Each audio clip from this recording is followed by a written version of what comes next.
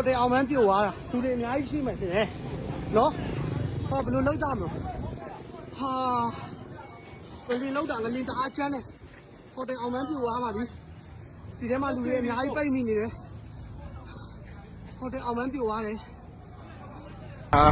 ငလင်းကြီးကျဲလုတ်ပြီးတော့မလေးတက်ပြီးမီးလောင်နေဖြစ်ပါတယ်မီးတက်ကားတွေကတော့ခုမှလာနေဖြစ်ပါတယ်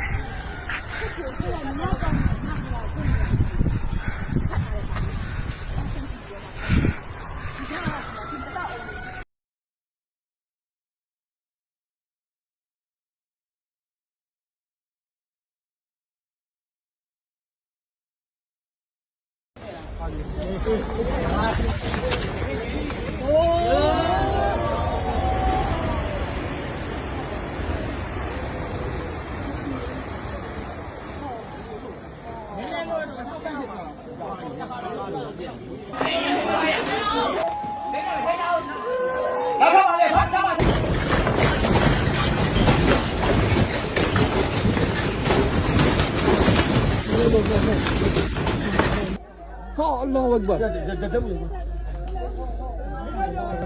الله